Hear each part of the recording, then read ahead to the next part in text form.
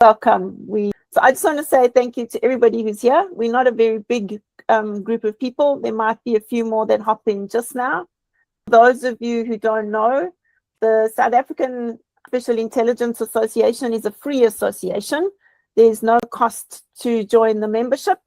And once a year, there is an AI Expo, which is held in Sandton each year. I think once they did it in Cape Town, but all the other years they've been in Johannesburg. It happens in October, and perhaps if you've never been, think about attending this year. The association has a range of resources. They also do research. If you go into the resource list, you can see the types of things that they do. And then there's an advisory board. The vision is looking at responsible and ethical use of artificial intelligence and being involved and commenting on different types of things. So seeing how we're getting engaged. So for me, those things are really important. Those of you who don't know me, it's from a teaching point of view. So my background is teaching, and I am Karen Walstra. And I'm really honored this evening to be joined by Prof. Johannes Cronje and Mr. Akhona Ndlela. And we are going to be just sharing ideas and thoughts as we go along this evening. So I'm really excited to have you along. So Akhona, if you want to begin and introduce yourself and tell everybody a little bit about you. Oh, yes. Good evening, everyone. Thank you for the chance, Karen. So my name is Akhona. Akhona Ndlela. I'm a PhD researcher in AI, focused mostly on digital inclusion and the intersection of AI with indigenous knowledge systems. So that's what I've been doing. I've been in the public sector for about a decade now, doing communications. So so I'm interested, one of the things that I really like about the opportunity that AI gives us is especially for the rural communities, because I have a strong interest in them when it comes to rural communities, which is a real really researched area. Hence, my focus really looks at indigenous people and those spaces and how do they interact with technology, and basically, yeah. And I'm happy to be part of this session. I hope to share what I've gathered in my experience and my thoughts around this. Equally so, I'll be happy to learn a bit more of the different inputs that will be taking place in this session. Thank you. Thanks. Hi, Johannes, introducing Professor Johannes. Do you want to introduce yourself to everybody and share your thoughts? Yep. So I say here on my site what I do. I'm an academic career coach, facilitator, and a trainer of aspiring academics, emerging academic leaders, and postgraduate students. I make students masters, doctors, and doctors professors. That's what I do for a living. And to do that, I have a number of things that I do. I present academic writing workshops. I present academic career development and proposal writing sessions in 6-bit blocks. I am arranging a free online seminar for research in public higher ed and private higher education. I do a workshop on AI for integrated assessment, learning, and teaching. That's what I did for the whole morning with Stellenbosch University. I do a workshop on research with AI. I recently presented a really nice together with Kirsten Kraus, a really nice workshop on how not to write an AI policy. And then I also made some gems in Gemini. I made Professor Coach, which takes you through the GROW research, the GROW coaching methodology. I made a research question generator. You simply pop your abstract in there and it'll generate research questions for you. I made a reviewer 2. So that's a typical reviewer for a journal. So you simply upload your journal paper into there, and it'll write you a beautiful little review. And I've made an AI lesson planner that you can just plug in, and it does. And then I have a free online doctoral program. And what the free online doctoral program does is it takes you through the entire doctoral research process from before you start entering the field, doing a literature review, analysis, learning to write, the proposal, fieldwork, writing it up, and getting it published. And it's just one website to do it, because what I discovered is that one of the problems we have in research is not that there isn't enough information. The problem is there's too much information.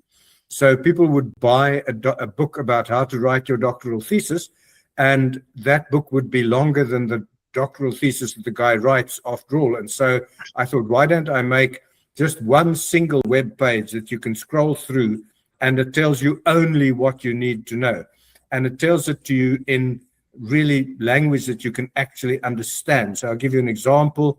If you want to know what epistemology is knowledge of, ontology is meaning of, and axiology is value of. So you don't have to read a whole chapter about axiology, ontology, and epistemology. You can just look at my little Venn diagram, which I stole from Michael Sankey, and there it is, and I did actually cite him for that.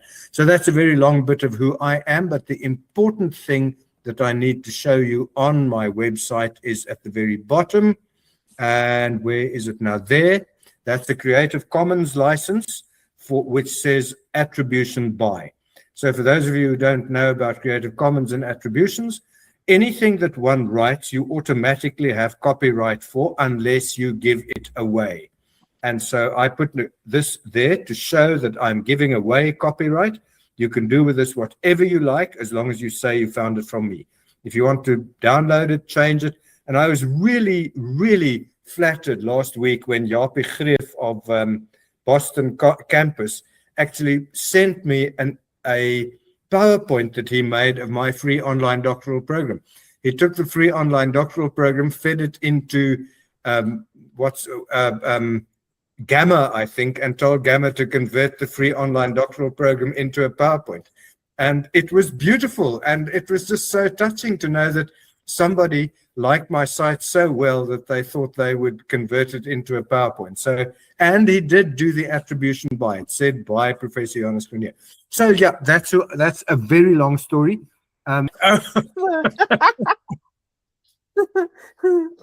So this evening we want to really have your input and involvement in the session, and for you to participate. So the three of us are going to be leading different parts of it, but we really want for you to be engaged.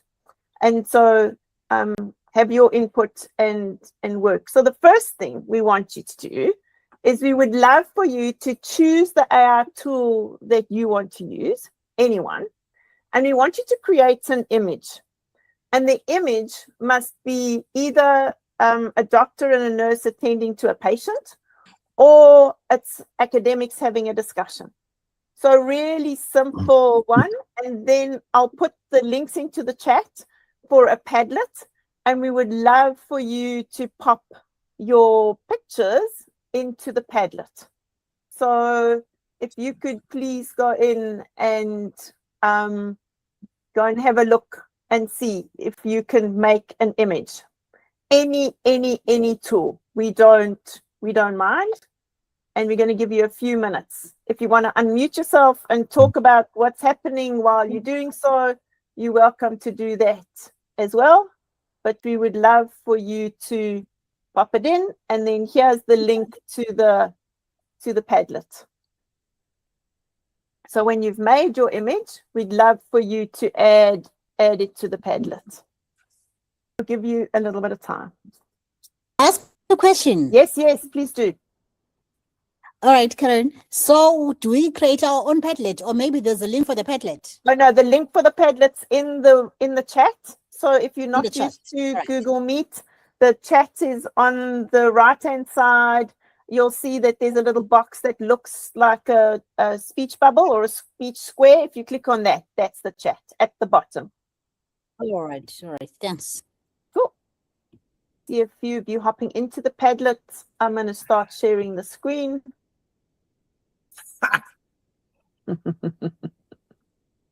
Karen, you can see what I was predicting about the doctor being a man, the nurse being a woman, and the patient also probably being a woman.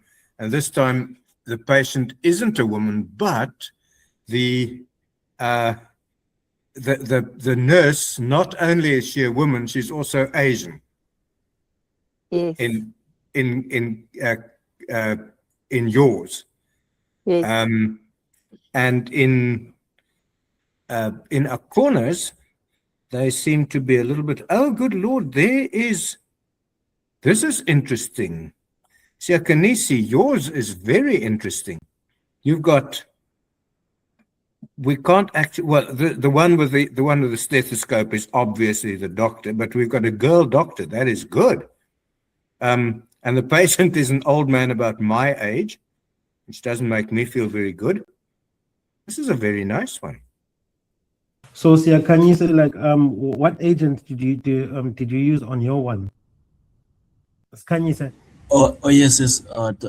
Mine have used Gemini. Oh, this is Gemini. Gemini, okay. Okay. Another girl doctor. It is amazing how well these things know what hospitals look like. Yeah. The image of mine, the drawing, was actually from a tool called Skyworks. Okay. And I started yesterday playing with ChatGPT, and then, but I'd already asked it about the debiasing to make the image. And so then it made me an African picture, and I was looking for that now, but I couldn't find it. Okay. It made it all African people. Yes. This is a discussion one from a few weeks ago that I made, or that had made, which also shows the mix. This was supposed to be representing South Africa, so I suppose looking at that, it became more accurate in terms of it. But if you're using it for the first time, how often it doesn't. The anonymous, who put in anonymous? Do you want to talk to us about your picture and what you're thinking? There are two anonymouses. The purple one or the green one. I don't know. Oh, and there's a pink one too. Do you guys want to unmute yourselves and talk about your pictures and what you think in terms of bias? Good evening, colleagues. I'm Mandla teacher. I joined a little bit late. Yes. No worries. Yes. So mine is I use the Padlet. That is AI image on the Padlet. Yes. So the image that it generated, because my prompt was a discussion about conversational framework, then it gave me that picture. Nice. Thank you. Thanks. Have you used that tool before? Mandla, have you used the tool before? Yes, I've been using AI image, but this one doesn't give the best images. The one for the Padlet doesn't give the best images. No. Okay. Yeah. Okay. I never thought Padlet could do that. Padlet is absolutely amazing, though. It really is a worthwhile little tool to have. Does anybody else want to talk to theirs? So this picture over here, or this picture over here, the pink ones, or if you're putting, has anybody put a comment into the chat? I haven't seen.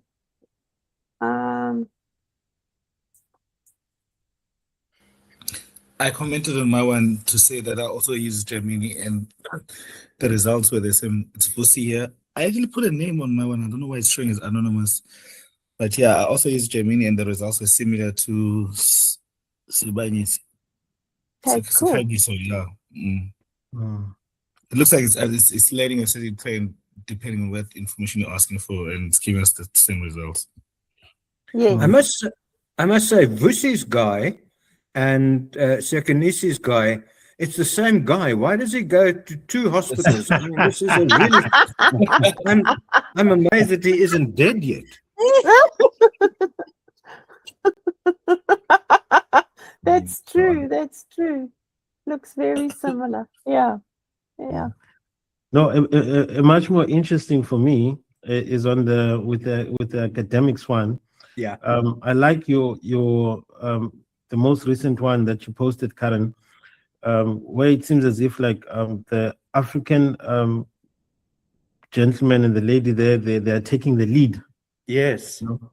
And if you look like at the other ones, you see like they just put in the mix there, as you know, and not like providing any form of leadership and just listening.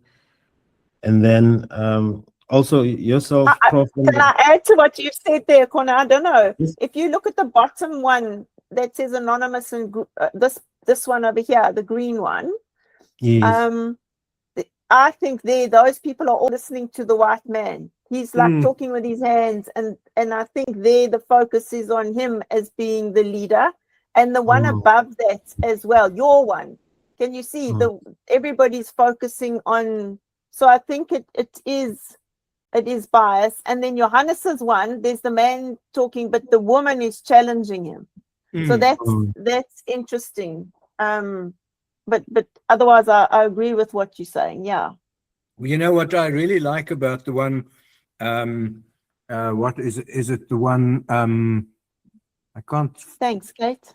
I can't see it now. That's quite interesting. I don't see it on the. But the one that has the. Karen, yours. With the African, with the man standing and the man and the African woman standing. Yes. And the woman is dressed in that ethnic costume. So that's yours 5 minutes ago, Karen. What I really like about that is the detail that it's got right to the aluminium windows and the that dreadful banner that the marketing department always puts in the picture for us to stand in front of when we get done. I mean, I mean, and the high level of what's the word? You know, interesting that it's a school playground at the back there, but it's probably one of those universities that actually has a little creche there. No, but this is one from one of the presentations I was preparing for a while ago. So it was school related, and it was for strategic planning. All right. Okay. So it's a school. Okay. So this is not an academics. This is a teachers. Yeah. All right.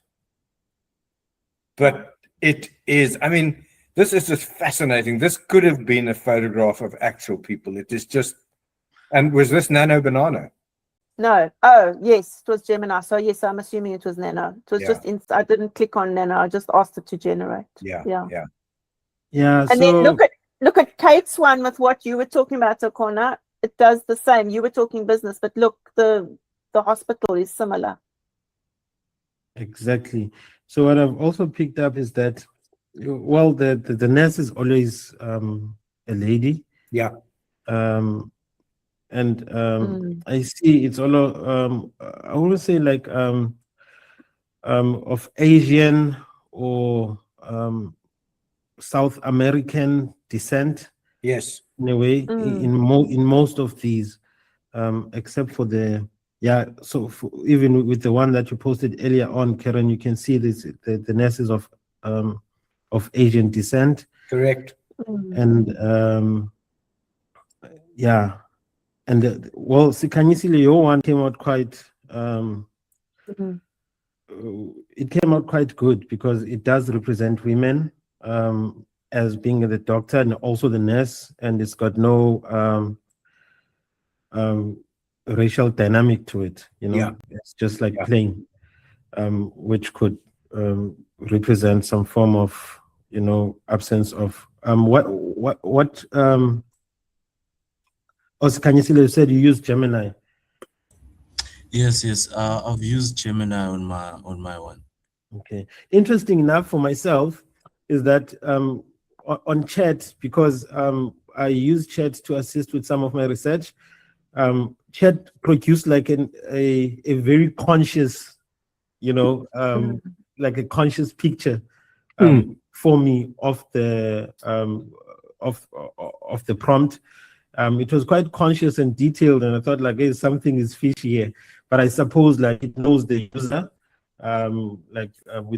with the type of content that I deal with when I engage with it. Yeah.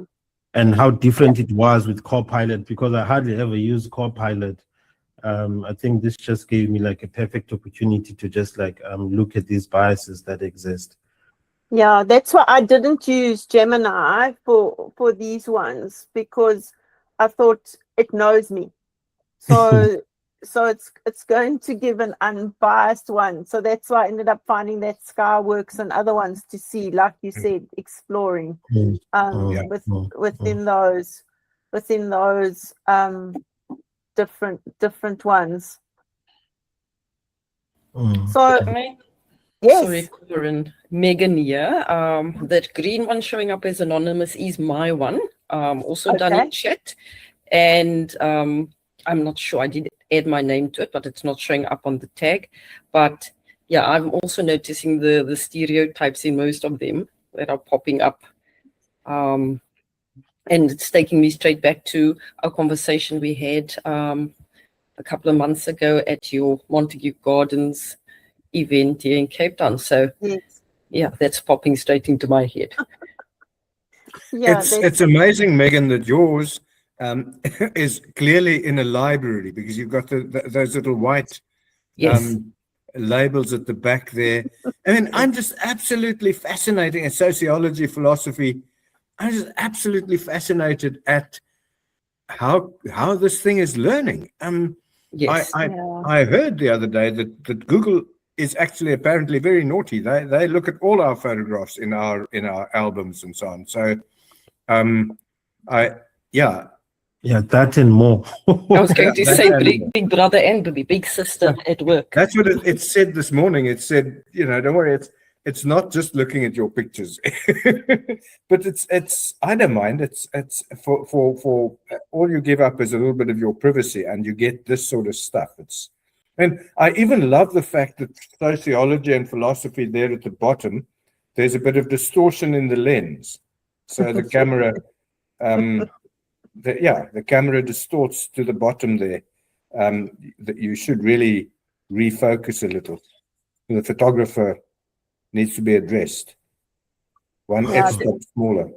We haven't spoken about Kate's one. It was behind my Google Meet thing. So the one here, which 2 minutes ago, look at this. So the doctor's a lady, and it's a child, and the child sitting on the parent's lap. That's also an interesting one. So all are white people, but we've got another female doctor. So it's interesting that there are quite a few female doctors that have come through in the pictures. Yeah. The other thing that's interesting for me is also the number of doctors. I'm looking at Kate's doctor, for instance, who sort of is somewhere between India and Africa. And certainly Akhona's doctor looks very much like an Indian doctor. And I'm wondering if that is because India is just such an incredible supplier of doctors to the world. Yeah, could be. That's true. So this was actually just talking about how we are aware of all of these kinds of things. So we've had the discussion, and I really want to say thank you to all of you for sharing, and hopefully it made you think about how there's bias, and perhaps we aren't always aware of it. And so when we're using artificial intelligence, we need to really be aware of the bias and how that then can impact us. So if you don't know, globally, of all the big AI companies, only 2.3% of that data is on Africa. So actually, AI knows us very, very little. And it's trained on all these other organizations, whether it's Chinese or American or Indian, depending on where it's running from. There's very little data. And it talks to a couple of things. One, our big digital divide, and we are many people in Africa, but we actually use technology very in a very small amount compared to the number of people we are. And so it's looking at how does this then impact it? And that's what we're going to be chatting about now in terms of that. So Akhona, over to you, talking about the awareness and considerations of bias. Are you just going to talk, or have you got slides? No. I'm just gonna converse really. So I think where I'd like to start is to thanks again for giving me the opportunity. So what's important to me, and certainly what I always like preface the story of AI in South Africa, is to really to try and contextualize it as to where South Africa is currently, and what matters to South Africa, and what we should actually be concerned with in as far as like AI and how we should build on it. So the story of South Africa really is 1994, because 1994 was some form of a gauntlet where we made peace with our past, and then we started to create new narratives and like new future for what South Africa is about. But unfortunately, well, there has been some form of improvement in South Africa as a whole, in number of areas, nation building, economic activity, and some certain strides towards like increased in education levels to somewhat degree, but there's still a persistence of some of the legacies that we have inherited from our very ugly past. So in trying to look to that, we find that the National Development Plan highlights like 3 specific challenges that we are faced with. And these challenges are poverty. And we are all very aware that about 23 million people, Stats SA reports, are living below the poverty line in South Africa. And there are people who are living, barely surviving on 350 grants. That's the one area, which is a huge problem. There are people, for instance, in the Eastern Cape that are dying of children that are said to be dying of malnutrition because of these high levels of poverty.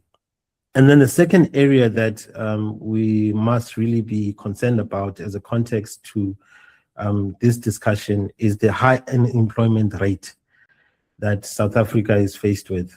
So the Stats SA in the previous quarter released about 34% of people are unemployed, and that's just like people who are actively looking for jobs. But if you look at further onwards about on people who have given up on looking for jobs, that is the expanded definition. It's about 43%, 43.1% of people who are unemployed. That's almost half the population of South Africa who are eligible for employment but are unemployed. Now, that's a great, we must be concerned with that as we are looking into what AI is capable of doing. Now, the third area is about inequalities that exist in South Africa. Now, the inequalities, the World Bank released stats to say that like we are ranking number 1 in the world in terms of like the vast disparities of the haves and the have-nots, and just like inequality across board, to access to facilities, access to finance, access to jobs. Those are the 3 challenges that even the NDP expresses explicitly that are facing South Africa.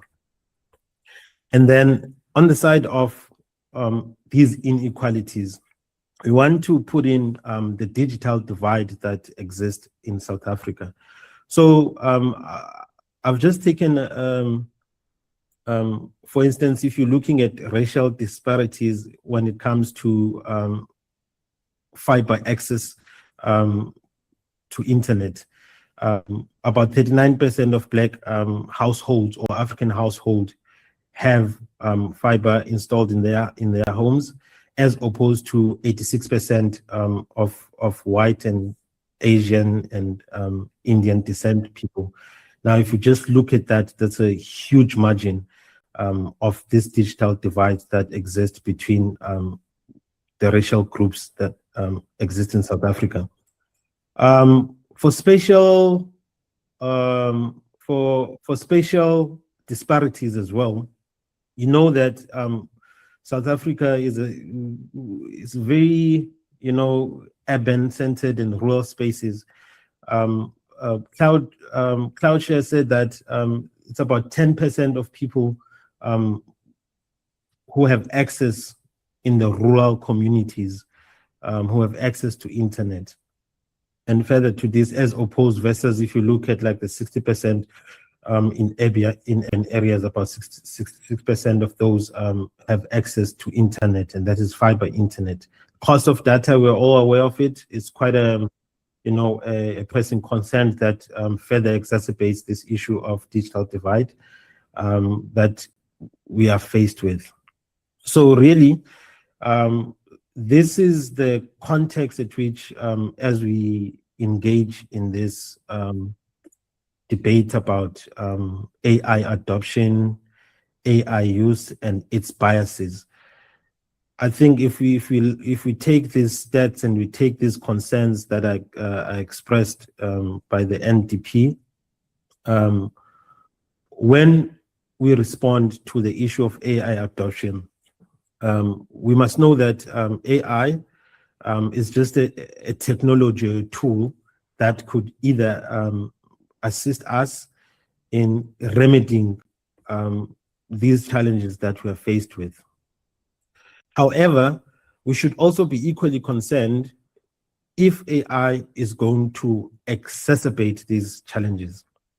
If the introduction of AI, for instance, is going to have a negative impact on, for instance, on digital divide, is not going to assist us in addressing the issue of the inequalities that exist in the world.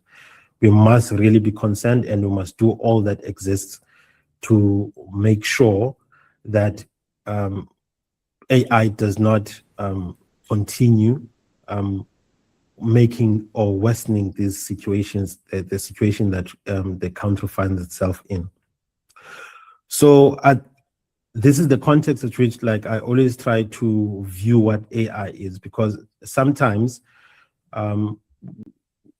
discussions really revolve around like the technical aspects of it and the nitty-gritties of it, without having to draw the bigger picture in terms of like how we should be understanding the role of AI in the community. So the next thing that I want to speak about is then what? We want to use AI because we know what the benefits of AI are. We are aware that there's risks in AI, and AI is having these biases. So then, like, we must look at designing AI in an equitable way, designing for equity, meaning we must really focus on AI systems, ensuring that AI systems work in a fair way, in such a way that there's no harm that is caused to societies and environments that exist in the ecosystem of AI. And I express this in the sense that, like, AI really needs to be fair.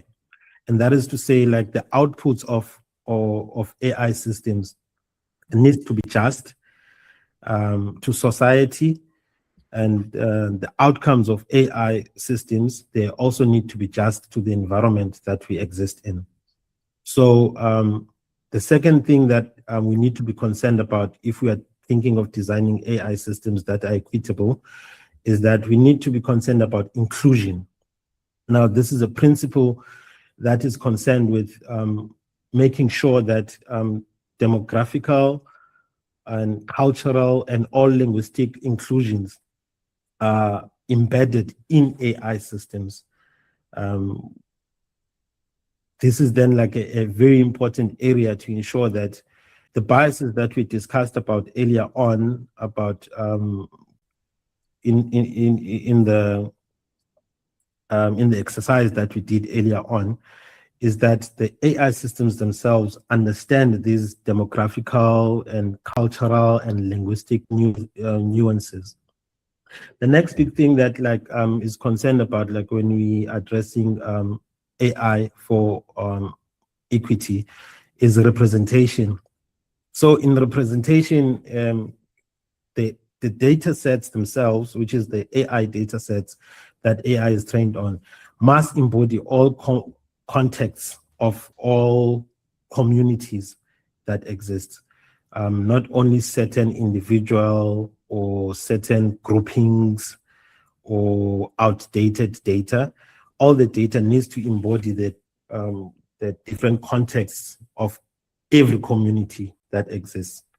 So I think the last principle of AI equity that I want to speak about really is access. So with access, we are looking at all communities being able to participate in AI system development, and everyone being able to benefit from AI systems, as opposed to just being like bystanders, things happening to you and you not being able to, or responding in a way that does not have any benefit to yourself and does not have any benefit to the country. So with this area, this basically like what equity, designing AI systems with equity in mind should be able to address right across. Now, the examples that these biases exist in my experience really, is to, I've been using, for instance, I do a lot of, since I'm involved like in my research, I like to write transcripts. Obviously, I need to transcribe interviews, but the type of interviews that I'm always doing, because I'm involved with these indigenous communities of the Hlubi people based in KwaZulu-Natal, and also in some parts of the Northwest, as it were, and northern parts of the Eastern Cape as well. So the transcripts are interviews with communities that speak Xhosa. I want to understand them as the Hlubi people, how they interface with artificial intelligence. Now, the transcripts themselves, if I put in, for instance, I upload an audio file into transcribing solutions of a Xhosa speaking transcript, and then the translation is just, it's bad. It's gibberish when it comes to this. And as I've been like trying to address as well, one of the examples of the biases that I've experienced in my daily life is that there's an application that a friend of mine has been building about theft detection in AI solutions for grocery stores. So he had demonstrated to me when he was creating this application that is able to detect people committing acts of thieving, that the AI system could not retrieve, was rejecting theft being performed by white persons, because the training data that it lands on is primarily like data that is mostly black. The available data of like people thieving, if you scrub the internet, is mostly like related to Black people, and this is video data, because the AI system needed to be able to contextualize what does thieving mean if they look left, or if they look right, if they act suspicious, and all those type of things. So this is the one area, and it showed me how the application that he was using, and how he had to remedy that was basically to take the data sets that he was using and remove and make it black and white, and actually just remove like any form of racial descriptions on those videos. That's one. And one point that I just also want to make next as an example of something that we should potentially be looking at is spatial development of AI. So in a recent, when the Western Cape AI cluster was launched, there was a presentation that was presented about the development of AI in South Africa. So what the stats said is that like in South Africa, there are about like 1,500 companies that exist that are AI specific focused. And then 55% of these companies, which is about 760 or so, exist in Johannesburg. And then about 314 companies exist in the Western Cape, which is 22% of those.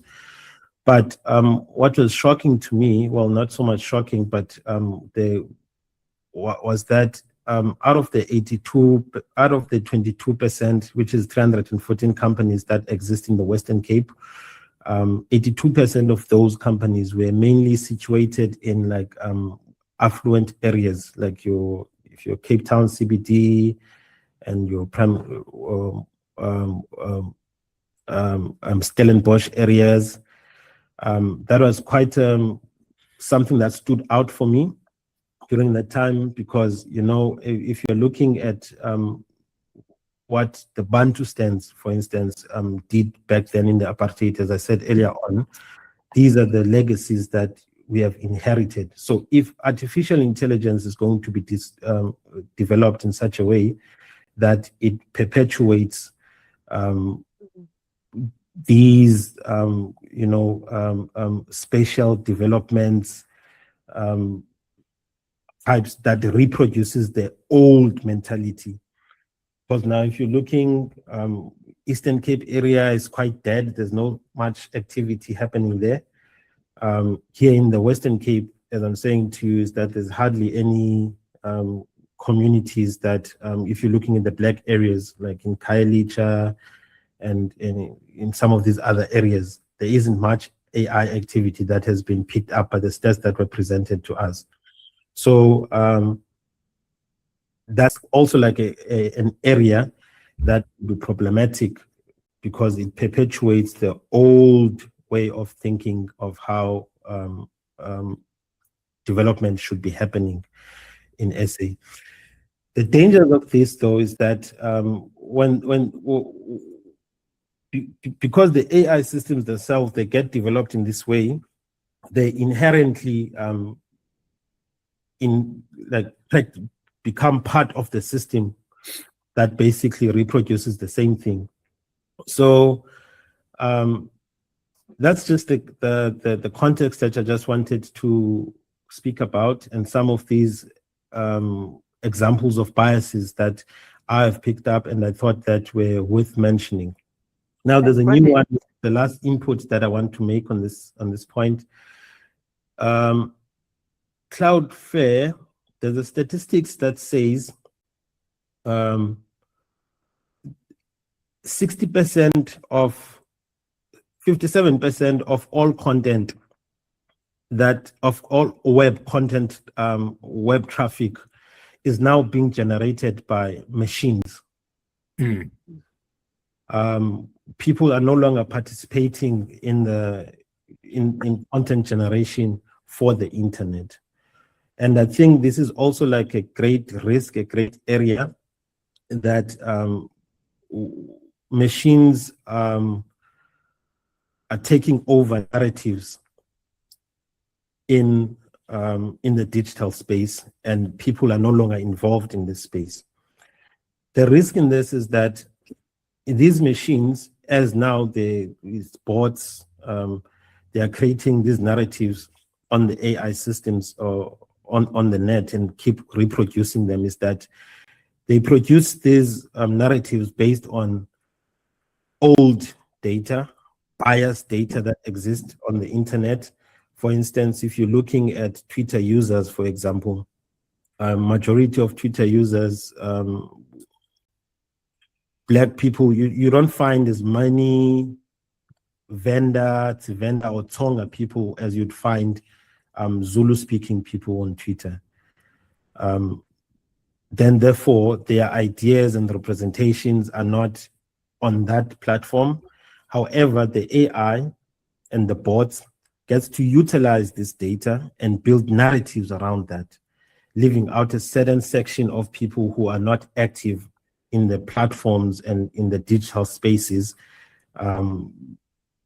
behind. So I think that's just one thing that I also just wanted to mention around these instances of biases that I've picked up. And yeah, I think I'll just, in case I steal anyone's time, that's where I'll end it for now. I'll hand back over to you, Karen. Thank you. I think the points you've made are really brilliant in terms of there's so much bias and we really, really need to be aware of it. And often we blind to it. I mean, I do so many teacher workshops where the teachers just say, oh, but it's the robot, it's correct. So and you talk to younger people and they just accept. So for me, we're perpetuating the bias just by being quiet within that space. So thank you for those points. So if we think about what you were talking about, so like the massive economic inequality, the deep cultural diversity, and the systematic historical trauma that you've been through, how are we actually addressing these as South Africans? How are we actually questioning the data that we're seeing of what's coming through? Kate, thank you for the link you've just put there as well. Johannes, over to you. Have you got pictures or are you just talking? No, I don't have pictures. I'll just be talking. I'm noticing, if you go back to that, you just shared a picture of the national AI policy, which of course we know was apparently written by AI, and so was therefore. I think this is referring to the draft one, so the one before that one. Oh, I see. But even so, the question that I've been asking is we're asking the wrong question about that policy having been written by AI. We should not be asking, was it written by AI or was it written by humans? We should be asking, is it a good policy?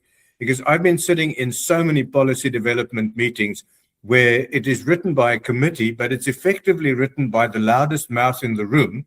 And I've also found as an academic that there's an inverse relationship with how loud the voice is and how useful the brain is. So the dumber they are, the louder they get. And they end up being the ones whose voice gets heard when the policy is written. I mean, people currently writing university policies for AI are vice chancellors and directors and things, and people who I know from do not know anything. They've chatted to ChatGPT once or twice, and they have no idea. So I get very cross when people ask questions like, was it written by AI? Is it any good? And if AI can write a really good policy, let's do that. I also get very cross when people do this blind, let's just detect the AI stuff. Again, if there is because I've been watching terrible YouTube videos now, that after 3 seconds I switch it off because the AI wrote it so badly that I'm not going to listen to it any further. So the question about the authenticity, we shouldn't be asking authenticity, we should be asking, is it any good? And that brings me to the 3 things that I was going to talk about. And that's, I see, Karen, you've got them slightly differently to my words. But I want to mention, I'll type mine in the chat. So the first one, and this is just the things that we use AI for that are just useful. And the first one is, so it's the 3 cognitive things. The first one is cognitive what did I call it? Not offload. The first one I want to talk about is cognitive surrender. And that's where you simply give it over to the AI and say, do you know what? I've had it. I'm not even going to try. You just take over. And people say, woo, that's terrible. No, it is not. I am able to travel through France. I spent a week in Paris. Now, in the past, it is impossible to get your way around through Paris because French people do not wish to speak English.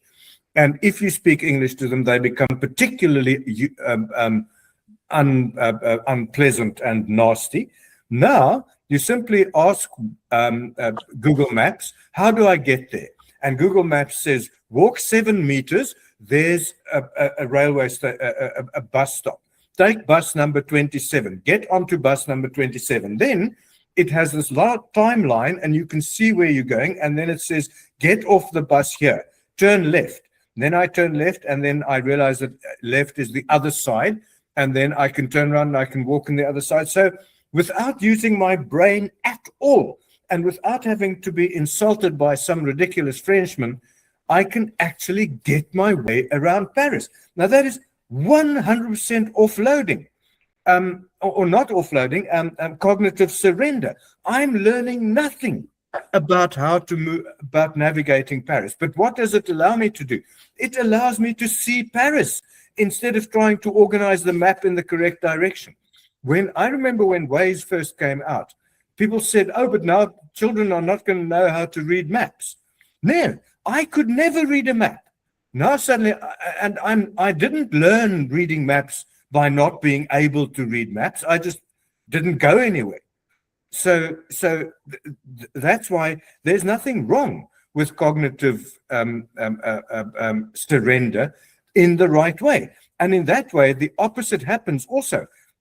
This means that people who previously, like myself, who is disabled in terms of French, and when I was, and when you go to what's that place, Turkey, for instance, you're also illiterate. You cannot read the words because they use, and you go to Greece, you cannot read the words. You're completely illiterate. But now you just point your phone at it and you can read it. So the empowerment that you get from complete cognitive surrender. The second one is cognitive offloading, and that's where you get the AI to do work that is the 3 Ds, dull, difficult, and dangerous. So instead of doing dull, difficult, and dangerous things yourself, you get the AI to do it. So if I have to find out if I'm marking a thesis, or well, make it even easier. You get an academic paper. Academic papers are written by academics. Academics have no idea how to write. They are the worst writers in the world. And so you put that paper into an AI and you say, explain this to me as if I'm a final year student. And suddenly I understand what high-powered, what is her name, Rosie Braidotti, or whoever other philosophical academics are saying. For the first time in my life, I can understand them. Now, on the same note, I remember some years ago, my replacement as dean at CPUT was saying in December 2020, after the birth, or January, just after the birth of 2023, after the birth of ChatGPT, students who appeal against academic exclusion. She said all these appeals letters were written by AI. And I thought, yeah, I wouldn't be surprised. And then she said, and it's the first time ever that I understood what the students wanted. So now suddenly you have this AI empowerment, a student who was unable to write a decent letter to ask to make their case known. That student now suddenly gets readmitted. In the past, the student wouldn't have been readmitted because the student wouldn't have had the vocabulary to write that readmission. And then the last thing is cognitive augmentation. And that's where we use the AI to take us way further than we would have been able to get without it. And the example that I use there is a literature survey now. In the past, you would use the various databases and you might find 500 or 600 texts, and then you'd use various keywords, Google, at least various Boolean operators to make this less and less and less. And then you get to 30, and then you do an analysis of those 30. Now you can simply say to the AI, go through these 70,000 papers and tell me what they have in common. And now suddenly now you've got other things to do to verify whether this is the truth, etc., etc. But you would not have been able to go through 170,000 papers as a human. So, and so there we use AI for what Akhona was saying, that we've got this data smog. The AI is writing the rubbish for the other AI. So now what you do is you play AI against AI.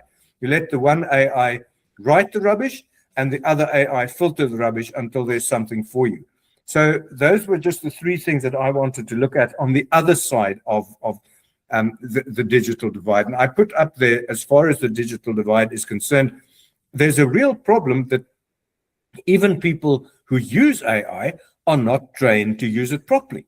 And that's what I spend my life doing at the moment, is showing people how incredibly powerful this tool can be. And that's moving away from the prompt to the workflow. And that's my little bit. That's brilliant. So thank you, Johannes. So we'd love for you, if you've got comments or views, or if you'd like to add a comment. Some of you were applauding, but we'd love to give you a minute or two to add to your views about what you've heard both Akhona and Johannes talking about. So I know we're running very late, but thank you for staying. If you'd like to, or should we just go on? So if there is anybody who wants to share, is there anybody who'd like to air a view? There's some comments in the chat. If you haven't had a look, Kate's put a nice comment there about research grants for African-based foundational learning. No, sorry, must be the other thing. Oh, okay. And then Johannes and Megan, their comments in the chat. So I don't know if anybody wants to add to that. Anybody else? I'm going to move on. If we can come back to this if you'd like. So Akhona, you were going to talk a bit about sovereign AI and the South African laws and things like that, and how this then helps in terms of coping with these biases and things. Do you want to share a bit about that? Okay, so on sovereign AI, the key thing. So I recently attended the Africa Day lecture that was hosted in Century City, right? In the Africa Day lecture, it was presented by Dr. Fayemu. So he said that as Africa as a whole, because it was an Africa Day lecture, we had been at the receiving end or inheritance of governance structures, colonial governance structures. And these were quite, he called on us to reimagine these structures and reimagine our governance as trying to detach ourselves from these governance structures that exist. Obviously, I was talking about like how we got democracy as African countries, but then I internalized this to say that on AI, when it comes to AI, we must not accept colonized ideas. So with AI sovereignty, it's all about creating your own. But what also like, I'm not going to be so much technical about, perhaps I may need to be, But the idea that Dr. Fayemi was trying to express to us is that we should be concerned with what we want to do with technology. What is South Africa's philosophy when it comes to technology? Do you want to be end users? Are we trying to, what is our thing? And they gave an example to say that if you look at China, and if you look at different nations such as Russia, they have a very distinct relationship and philosophical outlook when it comes to what do they think technology is with them. And the idea is that we must first search what we want to do with technology and prioritize really what our anxieties are when it comes to technology and what our concerns are, and really what the main questions, and prioritize those to try to preoccupy ourselves with addressing exactly these anxieties that are unique to us. And by doing so, it allows us, it gives us like a philosophical outlook to start building AI for ourselves, putting certain guardrails on how we view what is important to us as opposed to receiving these systems. So part of this whole sovereignty around AI, obviously you must create your own data sets, your own infrastructure, create communities and facilities that will run this, and create a basic, literacy initiatives, upskilling the communities. All this is linked into the sovereign AI. Absence of this as well, because it's going to take quite a long time, as you are well aware that here in South Africa, reasons that of the ideas that I shared earlier on in what the challenges are. So absence of this beautiful our own owned, we must then work with what we have, which my uncle always says that in an absence of an owl, a fowl will suffice. In such a way that, by that I mean, we don't have this sovereign AI as it is currently now. What are we working with? We are working with these systems that we have inherited, because at the moment we don't have the facilities. So we must inject these guardrails in the current systems that we're having. One of the things that we must look at again is creating these collaborations, because the ecosystem requires a lot of investment to it and monies that we don't have, and outside investors, they want to be part of it, but it also needs to be beneficial to them. So we have in the country specific targeted laws that assist us in inclusion, including previously disadvantaged groupings of people. For instance, if you're looking at one of the key elements of AI is connectivity, right? We just don't have the capacity to be able to connect to connect the rural areas, for example. Now, there's a situation here where we have Starlink, which is an IS internet service provider that is able to assist in this, but we have these laws that are supposed to create this inclusive environment for us, and there's those tensions that exist in this area. Now, this is the bedrock of AI, which is connectivity, right? There's a company that wants to come to South Africa, but we want this company to operate in such a way that it is inclusive of, it does not further create these digital divides that we have been talking about. So that's just one area that I think like acts and laws and legislation could help us to sort of like bring together this ecosystem in such a way that like no one is left behind when it comes to like creating these relationships and building this ecosystem. On the technical side of things, we, for instance, the policy itself, Prof did say that, is it a good policy or is it just bad because it was written by AI, the withdrawn one? The framework is all fair and good. I had a look myself as well at the AI policy, the withdrawn one.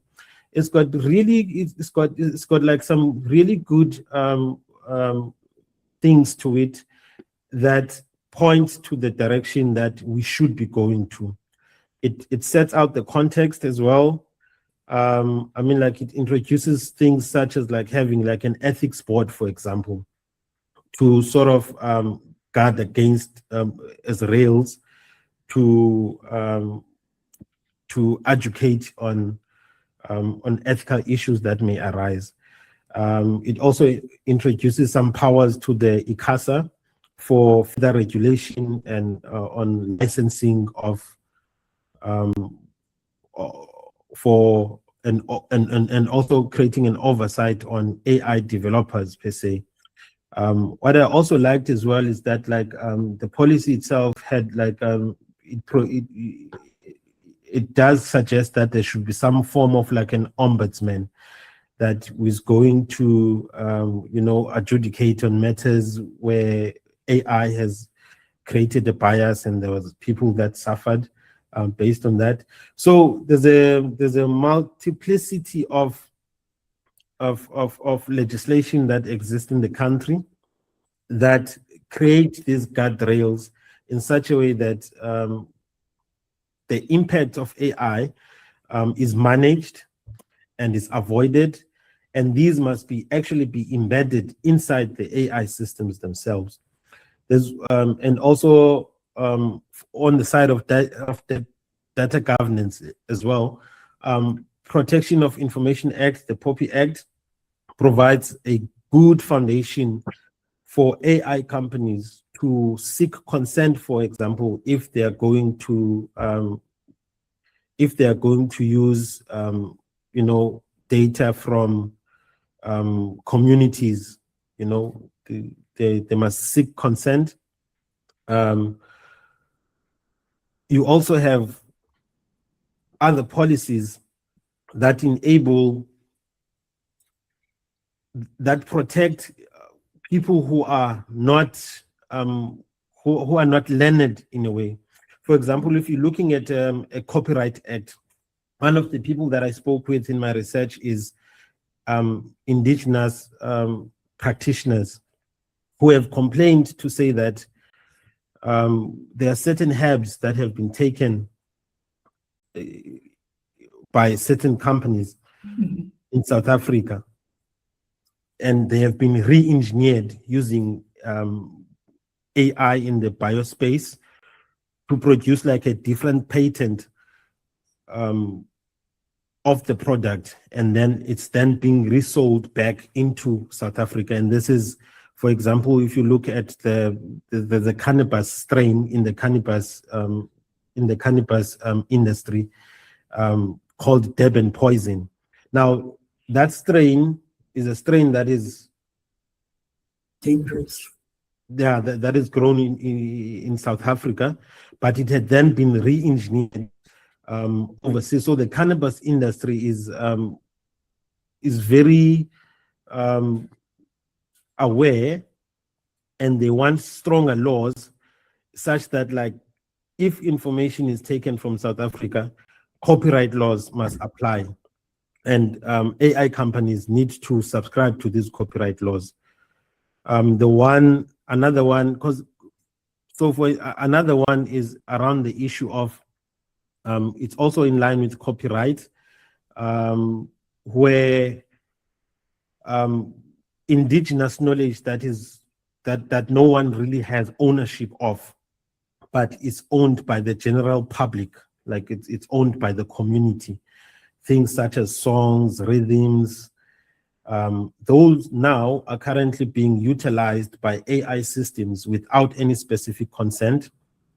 And because of the governance structure of the communities themselves, there's no one that is able to stand up for these communities.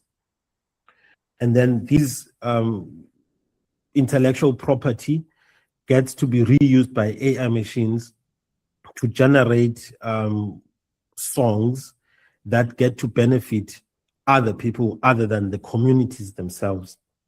So the guardrails that we really need to put in is around copyright protection. The last point that I just want to make as well here on that is that around the issues of language representation. Language representation in the South African context. Karen, you did share earlier on that a very few percentage of Africa is known by AI systems. But when you look at South Africa as a whole, South Africa, we must be putting more emphasis on developing our official languages, all of them. I spoke with someone from the Pan Language Board, Pan South African Language Board, a very senior manager there, who told me that they were working with Google, trying to create a dictionary that can be used in the digital space. However, they were struggling because the only 4 languages, 2 languages were quite developed and advanced. That is English and Afrikaans. isiZulu was somewhat there, and isiXhosa. But the rest of the other languages, they don't have official dictionaries because they had not been developed in such a way that they become a good data set or a medium of instruction in other cases, or a professional a professional language to be utilized in such a way that it can be trained, it can train AI systems. So this is an area that South Africa really needs to look at if they want to, for language representation on the AI systems themselves. And one thing that I thought about in this instance is that because we need the data to be available, and majority of the data is there, but it's not digitized. You have these languages are spoken like in areas, but it's not digitized. As I said, that like the majority of Tsonga people, as compared to other nations, are not on Twitter, just for example. So that language is not on the internet, as it were. So one archivist that I spoke with suggested that to say that, look, the first thing that we must do, we must be able to digitize our languages and all our stories. And though they are not digital, but they are spoken every day in churches, and there's direct translations for them. For instance, if you look at court proceedings and formal proceedings, you would have someone who's speaking indigenous language, and then you'll have someone who is talking, who's doing the translation in English. Now, these are official platforms like the court, so those translations are there, and the hours that exist there, it's many hours of footage and data that can be utilized to train these systems on an official platform. If you're looking at Parliament, there's translations that are happening in Parliament if someone speaks in Xhosa and the translation gets to happen. And if AI systems understand English more, and there's these digitized versions of the same language or of the language that can be inputted into these AI systems, it will go a long way in addressing the issue of developing languages, as it were, for the purposes of training the AI systems. So those are the few legislative guidelines and some of the ideas that I thought I should be sharing for this session. There's obviously data cleansing, but Prof is not a really big fan for data cleansing. But in some instances, cleansing the data often helps. But it's also my belief that, like, instead of doing these things post, we must inject these hard laws and embed them in the governance of AI, as it were, instead of just dealing with the data on the sidelines. The final point that I want to make that I picked up in some of the research is that the industry people themselves, like the business sectors, they not, because they are of the view that if, well, it's worldwide, that if AI is governed so hard in the first instance, then the stifling of the progress in terms of like introducing these new AI technologies. They would rather have a system whereby they do like reporting at the end instead of like adhering to the specific, legislative guardrails that exist currently.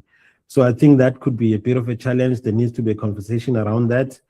But yeah, I think I'll just leave it at that at this moment. Thank you.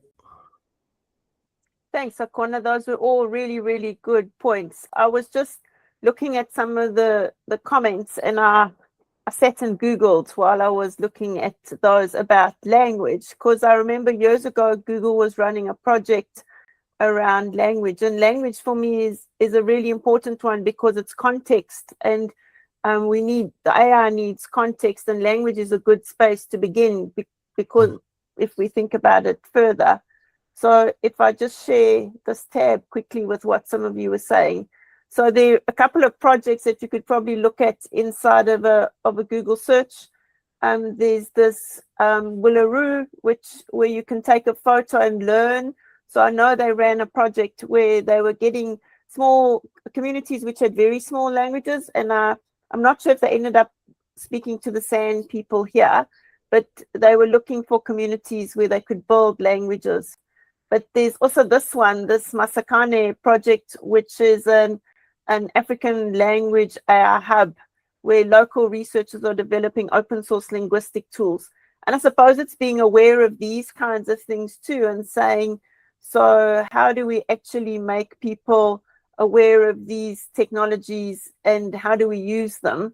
And then going into the small communities. So somebody made a comment earlier about seeing teachers who've never understood what AI is. And I see that all the time in the workshop. So I agree completely. We actually have to teach people and get them to be aware of the AI that they're using and how to use it.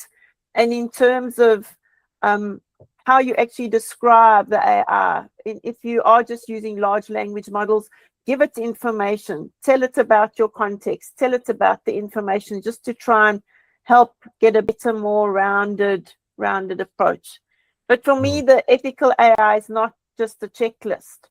So there's this technical idea that some of the big companies do, and they take the information and they just remove race, and then they think that the AI will be unbiased. But there's so many small things that could actually impact that. For me, one example, for example, in South Africa are postal codes. So postal codes by default, because of apartheid, those postal codes haven't been changed, are very biased.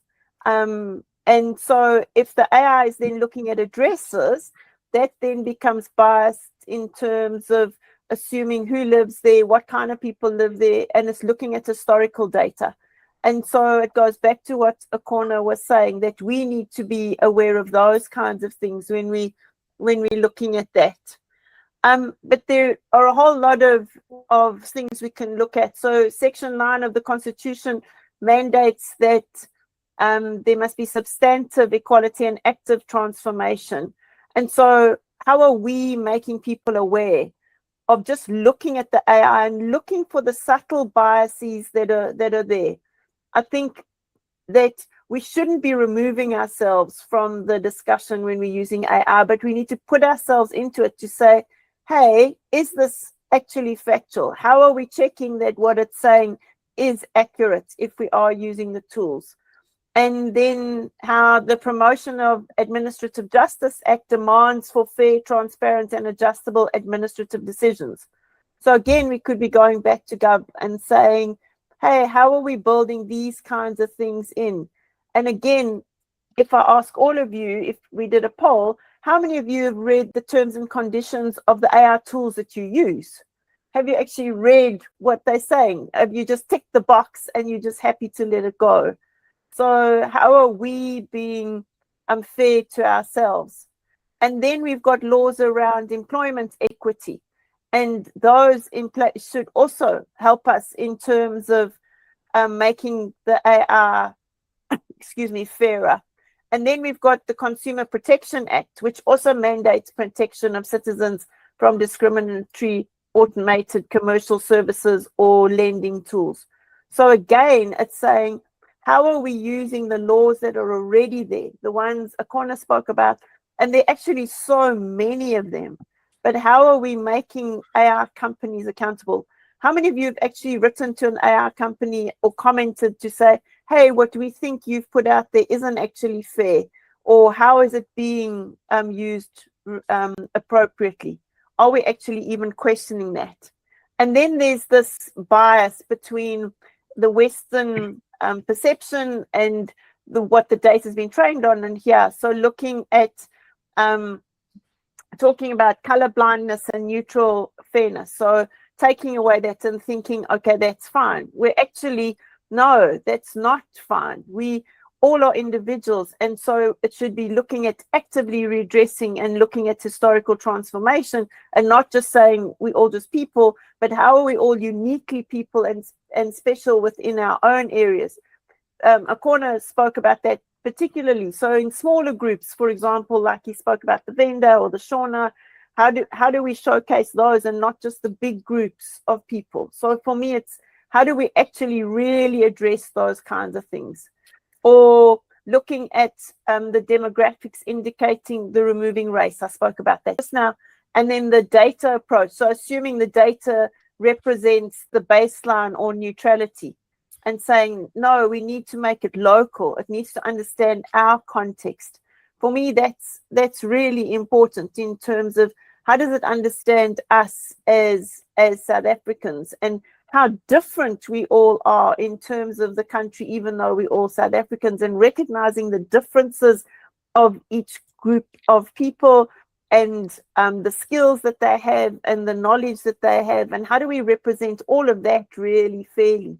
And as Akhona said, there's discrepancies just from an academic point of view. How do we take that and translate that now into a digital point of view if we've got these other gaps? So how are we trying to address all of these things to make it truly fair? And then looking at legal things in terms of equality and protection and going back to the Constitution and saying, well, is this doing it effectively? So it's not just looking at it from a paradigm of saying, is it fair or isn't it fair? We've really got to talk about fairness is not a default state.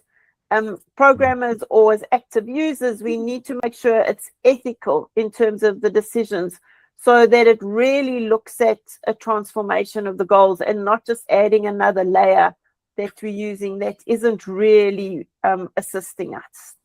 So we've said a range of different things now. So how do you think we might begin in terms of engineering this systematic fairness? What are the things that you think could be ways in which we could explore these kinds of really complex issues? So I don't know, Akhona or Johannes, if you want to make a comment, but if anybody's got anything else to say, pop your hand up so that you can chat, or just unmute yourself or pop it into the comments. But what are your thoughts around, so what are you thinking? Where do we begin? Karen, I just finished quite a big project for the Commonwealth of Learning. And there was a similar discussion there. And particularly in the Commonwealth, the Global South have a very strong feeling about working together. And then, of course, Sub-Saharan Africa as well. And the idea that one country can do it alone doesn't seem to be feasible. And so I think what needs to happen is much more strongly through the African Union, through BRICS, and so on. There needs to be a general pushback. I mean, that's not just AI. Something I also, what we have to realize, I like the metaphor when one discusses AI to compare AI to a city. If you look at a city, how a city gets born is that people get to a place in the river, the most fertile and best position in the river. That's where the people go. The moment they get there, they kill everything else that is already there so that they can make the city. And once they've done that, they live on both sides of the river. Quite an interesting thing. Rivers join people. And when Africa was divided up, they used rivers to divide people. But rivers join people. People live on both sides of the river because it's easy to get over it. Mountains separate people. And all this comes back to my model that I'm saying. So now you've got your city, and the rich people live on the nice side of it, and the poor people live on the not so nice side of it. And then it starts growing, and people start building bridges across it, and it grows and grows. And once it's grown, there's nothing more to be done about it. It will grow, and the inner city will have decay, and then it will be replaced by gentrification, and then there'll be decay again, and there'll be gentrification. And all you can do with the city is try and nudge it in various directions. Pretoria is my favorite example because Pretoria is between a series of mountains. So you can't move north-south because you've got the mountains. So people in Pretoria move east-west. And because people in Pretoria want to drive to work with the sun behind them, they buy houses towards the east. So the whole of Pretoria moves towards the east. Paul Kruger's house is 2 kilometers west of Church Square. But the houses moved so far now that the center of Pretoria is Menlyn is closer to Bronkhorstspruit than it is to Church Square. So Pretoria moves, and then as you go further north in Pretoria, so the people get crosser and crosser and crosser.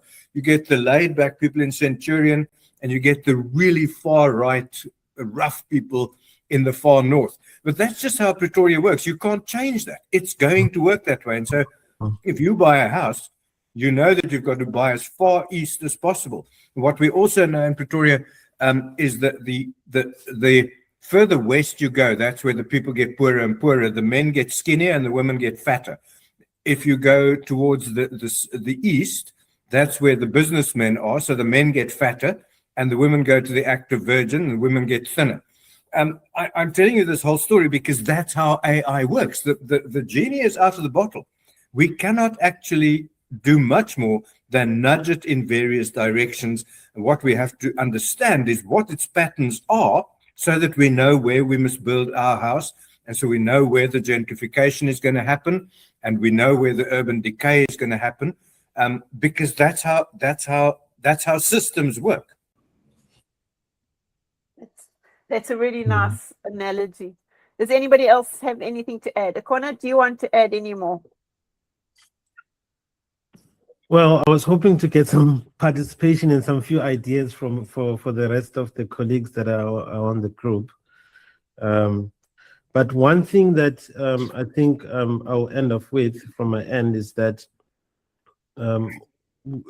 because like in the research that I'm doing, I'm speaking to a wide variety of people, people in government, right? And it seems to me that the AI is still like a bit of people don't know much about it. I think it's going to become important for education, just specifically on AI. It's going to really become important so that decisions that get to be taken about AI adoption are well canvassed with the different communities that exist. The impact of AI, there needs to be further information and further consultation and further engagement with a variety of stakeholders. In as far as I said, I deal mostly with indigenous knowledge systems. In the areas that I've traveled in, the benefits of AI are not known, nor the dangers of it are not known. People are just don't know much about it, but they will be affected by it in any way. So I think there's much value for continued debate and information and concentrated effort as the governance is taking place and as the adoption is taking place. There's going to be much needed effort for this education on AI, because South Africa was built on a consultation with everybody. So when decisions are being made about, for instance, about the governance of AI, there will definitely need to be much consultation. But at this stage, I just feel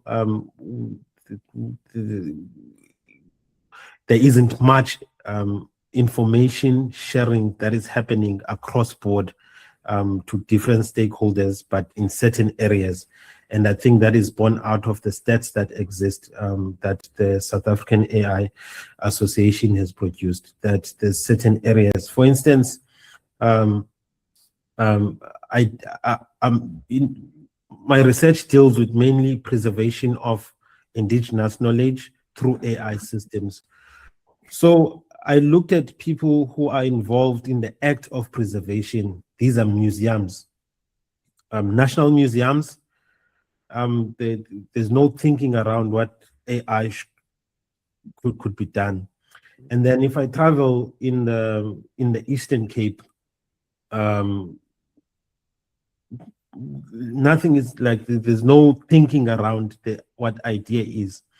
Here in the city, if you speak to the major preservation historian people, in the activities of AI, in the activities of ongoings of their work, they are highly concerned about it, but there isn't much thought that is happening in the industry, as it were. Speak to government people. I was speaking to content advisors, for example, in legislation, when it comes to arts and culture. You hear that they don't have a better understanding of what AI is and what its impact is going to be. So I just feel that much more information sharing is needed and further debate is needed, and more inclusion of people's feelings around it needs to be considered, because the impact that is going to be having on a majority of people is going to be vast, and it's, yeah. So just the point that I wanted to emphasize, and in emphasizing that, like, we definitely need to be much more active in terms of doing activations, consulting with communities, actual communities. What I would like really for myself is to run like a major workshop or a session in a deep rural space or in a previously disadvantaged people, to see what people think about AI and experience it in a way. Because yeah, that's where I'll end this now. But yeah, thanks. And I think that's really an interesting thought in terms of how do we expose those people to technology where some of them haven't even used technology, and now we're talking about a technology like AI. So how do you close this digital divide, and then on top of that add artificial intelligence? So if we think about do you want to speak? Oh yes. I think I'll concur with what say Akhona has mentioned in terms of the education part.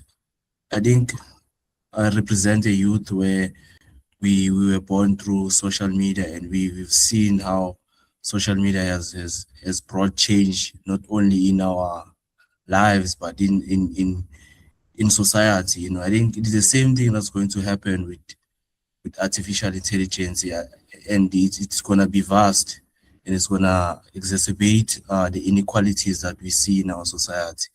With that, it's something that we want to address with our organization. It's educate mass AI literacy education.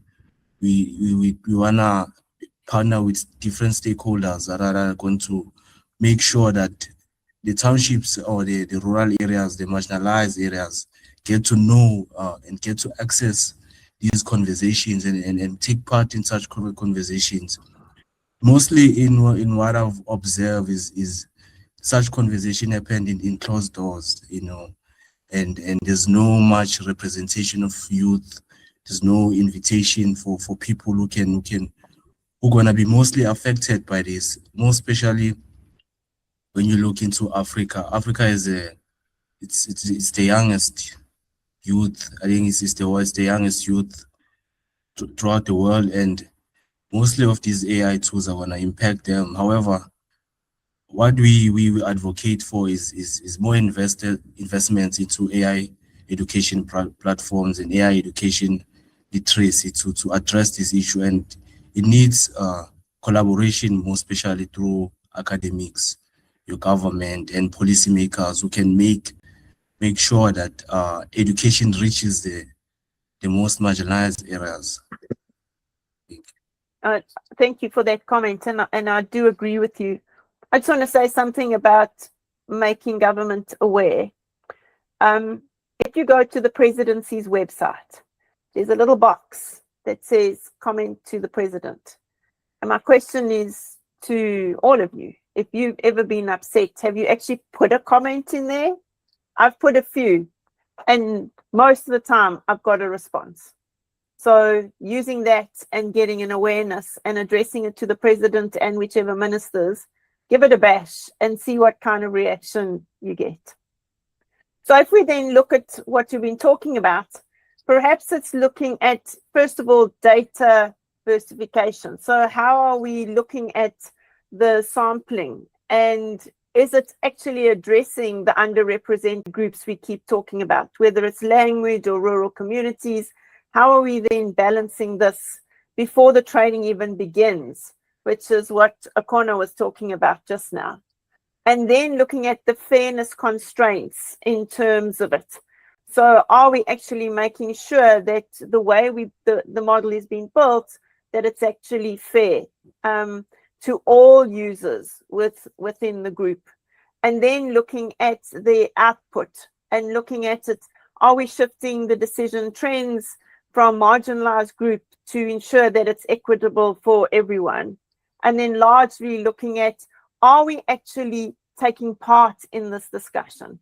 So are we just accepting it, or are we being real humans in the loop?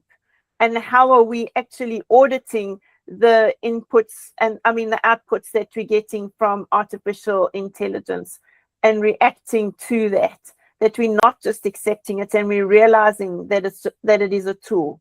And so for me, I think even though if we're not developing them as ourselves, there are things that we can do.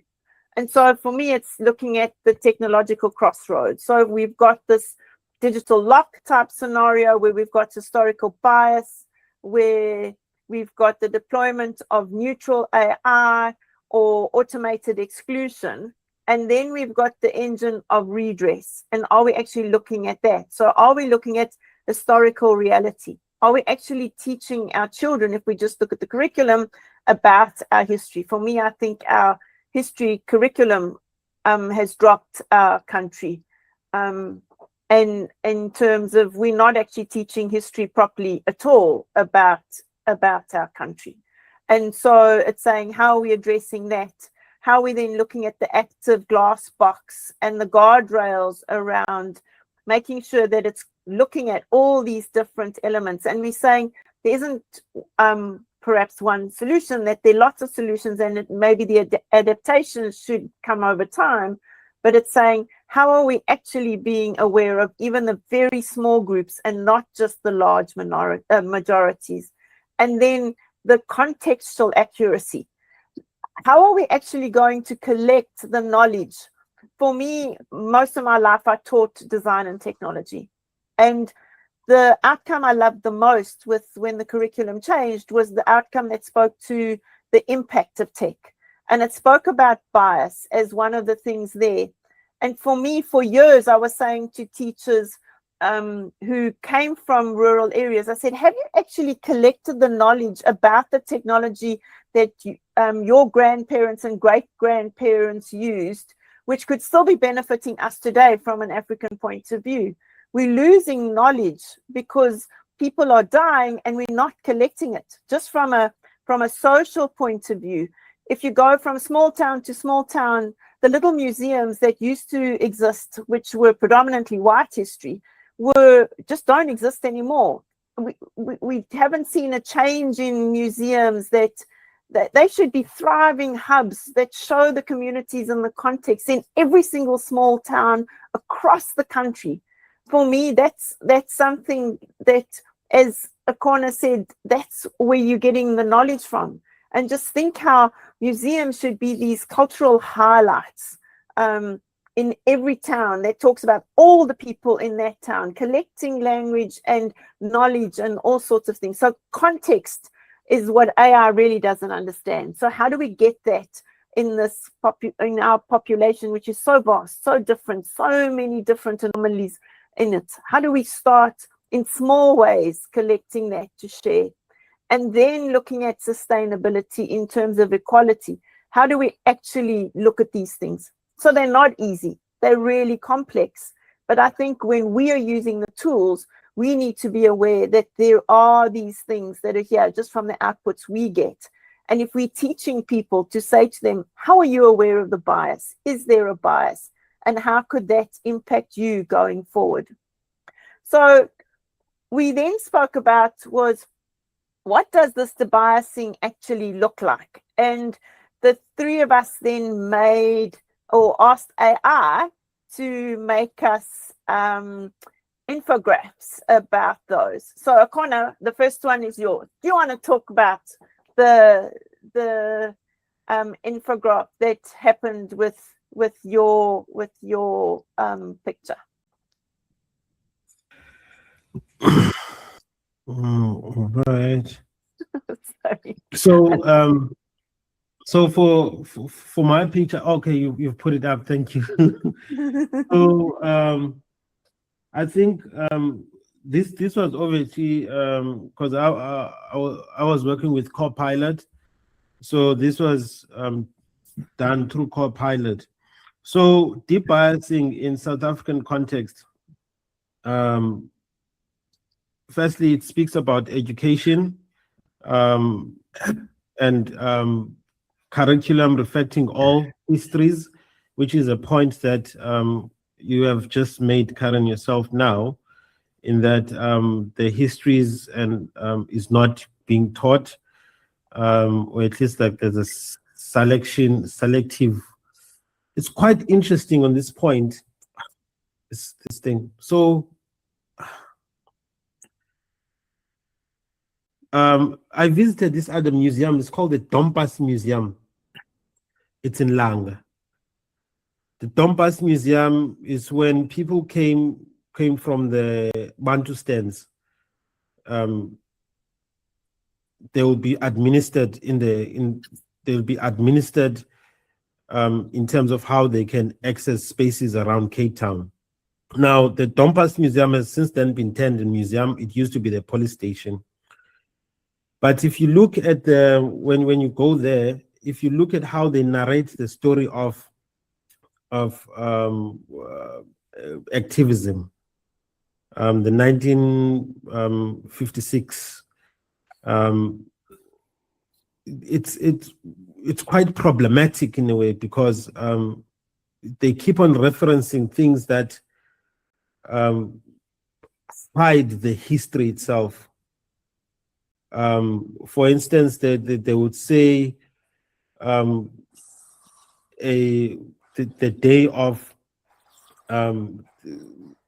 the day of Shaka, for example, and then it gets to be told as a day where people were celebrating, where the Bantu people were celebrating, but they don't tell the story of the fight that took place in the area. But because the narrative was that this is the day that people were brought together, but the actual history behind it is sort of like hidden. So when you go there, you wouldn't know that there was a lot of like bloodshed on that day. But it was quite interesting when I looked at what Copilot produced for me. And then it also goes on to say,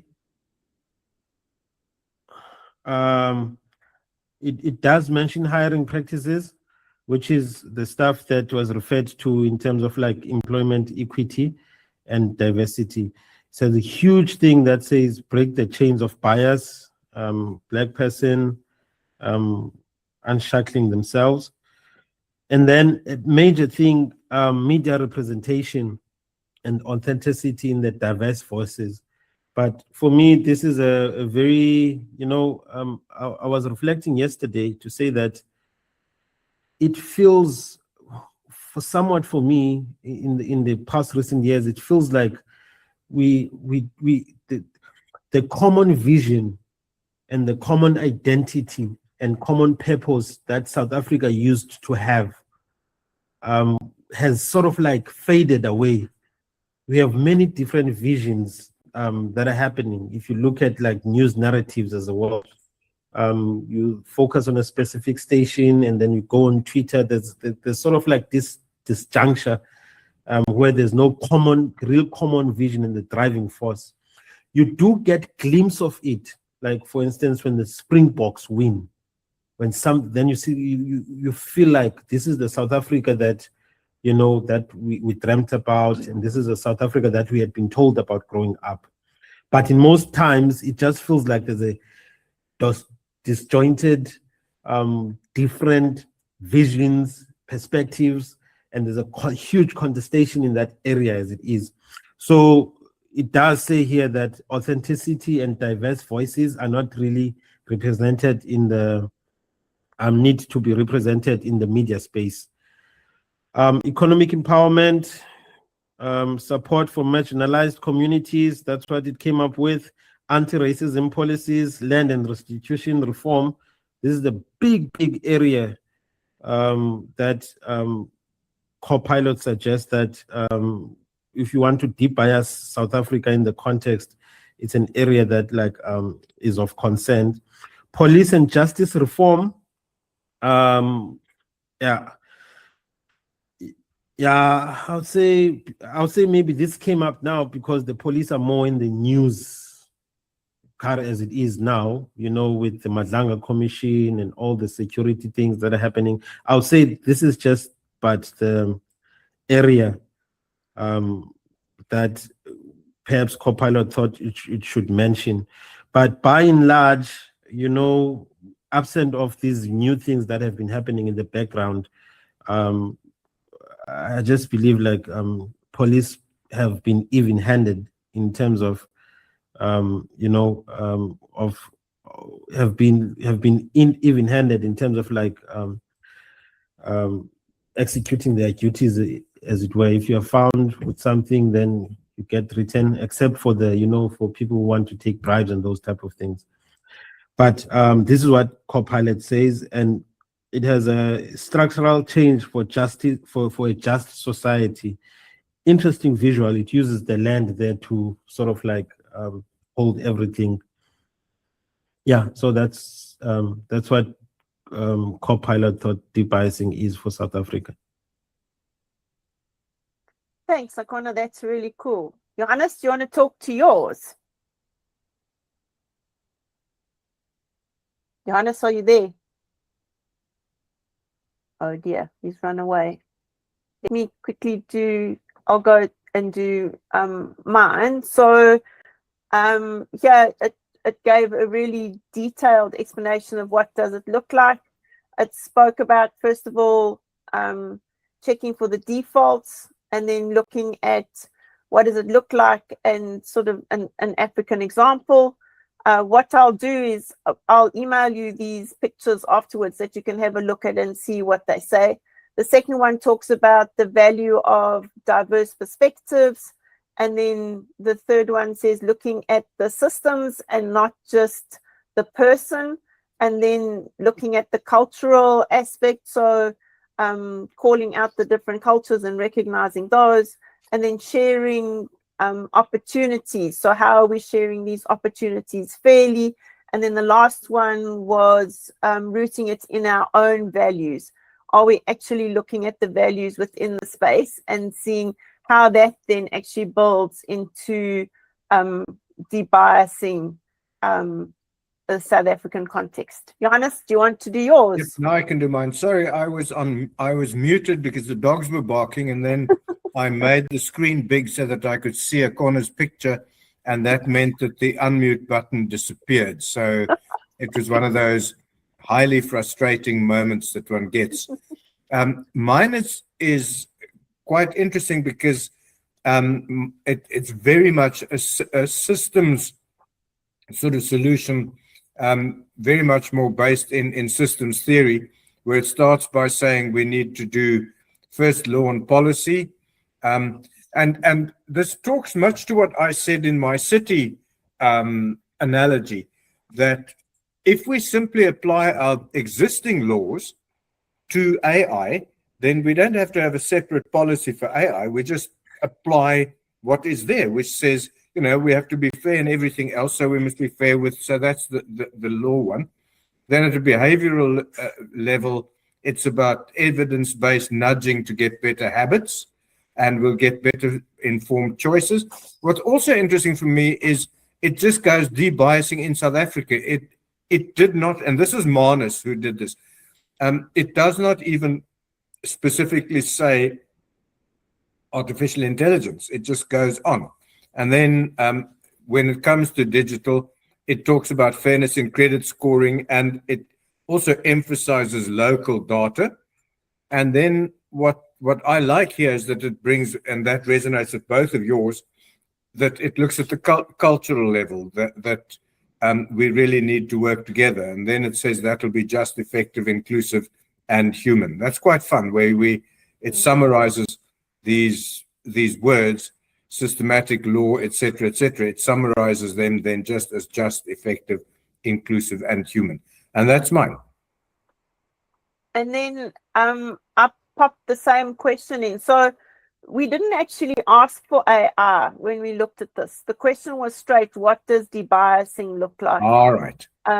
In all of our responses. Right. So it's interesting, we've just assumed the AI and we didn't put that into the comment that we asked for. Yes. But it's interesting how all of them actually created it. So this was one that Gemini gave and speaks about, again, the historical imbalances, and then looking at language inclusiveness, promoting re-representation, implementing targeted recruitment, and reviewing systems and policies.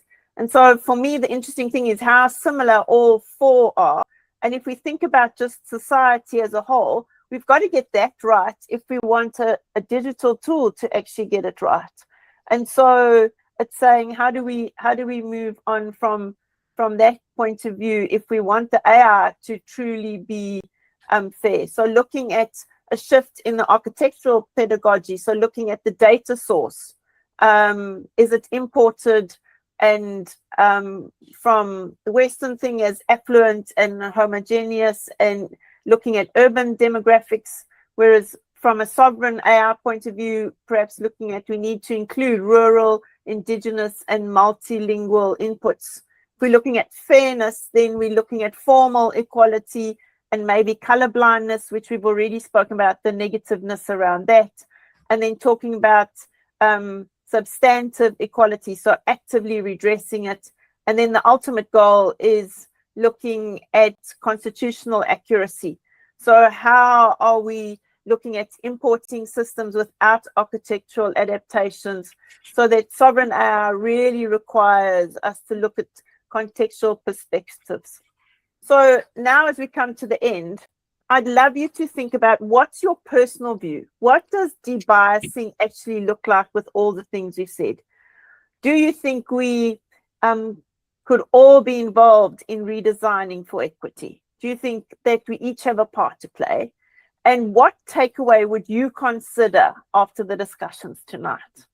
So whether you want to pop it into the chat or whether you want to unmute yourself, we'd love to hear, what do you think of this complex thing and what's been beneficial or interesting for you that you'd like to take away? I'd love your thoughts and ideas.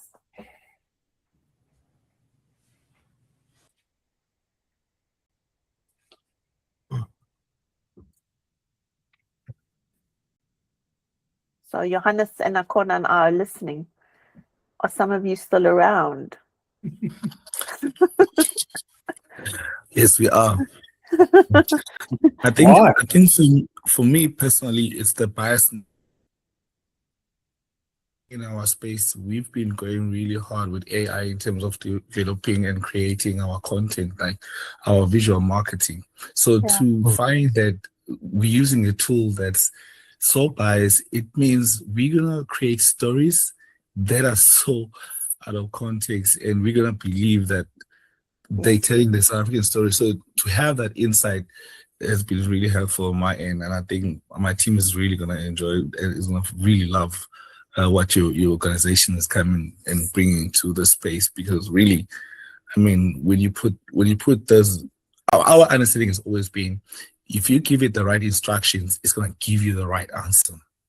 I never knew about the biasness, so that for me was a really enlightening moment. Cool. Thanks, VC. That's really, really nice to hear that we've got some thought-provoking. So that's Kate. And thank you. Kate, I like the idea. I think there's so much we need to chew over. That's very true. And I think we've got to remember it's just a tool and it only knows what it's been trained on. And so how are we checking? I heard somebody unmute themselves. Do you want to talk? Yeah, I was going to say, just having run my CV through a few of them, I'm suddenly this amazing expert of stuff that I'd never considered. It's great for ego boosting. It's also good when you're repeatedly having to apply for jobs. It does help you feel a little bit confident, but you have to really button down on, and I mean, you know, I speak detail that it speaks most of the time. So I've got a huge advantage of a number of things, including a massive bandwidth. I'm flummoxed by how do we, because I mean, I've done a lot of picture research for e-learning stuff, and the bias in terms of, I think it's only recently that you try looking up medical health, educational or medical health settings in Africa, and you get Afro-American nurses and if you're lucky, you get that. So as we saw with the pictures we did earlier, but so the bias needs a lot of unpacking and unpicking and getting it, getting data sets. I keep thinking too many thoughts, but I've watched a lot of Australian television, and they always, the medical dramas, and they always have a thing at the front that says this episode features traditional people or Aboriginal people and death, and they guide people. That's on a TV series. And I'm just thinking, like with communities where you've got differences of perspective on taking a picture and posting a picture. I went to Dakar a number of years ago now, and I remember my dad was a medical doctor, and I saw this picture as I was driving to the airport, being driven to the airport. It was down the road, and it was of a pharmacy, but it was wonderfully like decorated so you could understand it was a pharmacy if you didn't speak that language and you didn't speak English or any other, But as I was trying to take a picture outside the window, there was a woman on a horse and cart who I think must have been, she was from Senegal. And I think she was of Islamic background, but I mean, it was far away. So it was 3 blocks away. And she just gave me the sign for protection against the evil eye. because she saw me taking a photograph and she didn't want that photograph to be public or she didn't want to be in the picture, and she wouldn't have known. And I just keep thinking of the sensitivities around representation and identity and the nuance that you need. They mentioned some of that in this webinar this morning as well. Just if you've got 47 languages, how do you, in some countries, like 47 languages, and you can't have 47 national languages. You can't publish in 47 national. So it's so complex in different parts of the world and different parts of Africa, let alone.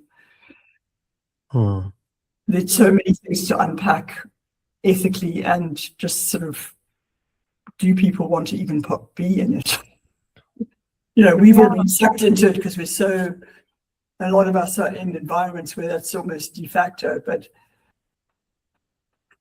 it's a weird balance. Yeah.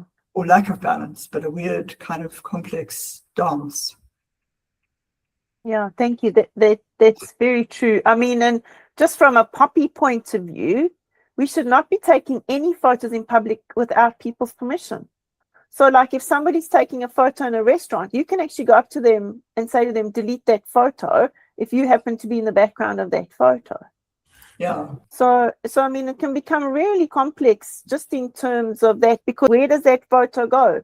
If it goes onto social media and now suddenly you're in a photo and maybe you didn't want people to know you were in that space, or you don't want your privacy impacted from that point of view. And there's so many other nuances we need to think about too. Vicky, I loved your comment about that you've been applying debiasing by considering context, culture, and diversity, even though I didn't know it was called that. So thank you. And I think that for me is just such a wonderful comment, because that's for me what I think we've really got to teach our children now. We've got to teach them to be critical and analytical thinkers. We've got to get teachers to be teaching our children. I mean, we've been saying that forever. How are you getting your children to really think? But teachers are often still teaching sort of knowledge and recall kinds of things only and not going beyond. But for me, with artificial intelligence, this just becomes so much more important. So really, that's great. So thanks to those of you who made comments. So I want to thank you. It's been a really long session. We didn't expect it to be that long, but the photos were fun that you made at the beginning. So Akhona and Johannes, if you'd like to make your short closing comments as we close off for the evening. So Akhona, would you like to go first, please? Yes. So I think my only thing that I wanted to say is that I wanted to thank you for putting together this session, and it has been also like really enlightening for me in certain aspects. And I also want to thank you, the rest of the participants that joined in. Their comments and perspective have also like contributed much in terms of like how I should be, looking at certain perspectives. And my key really thing that I'm living here with resolve for is that I think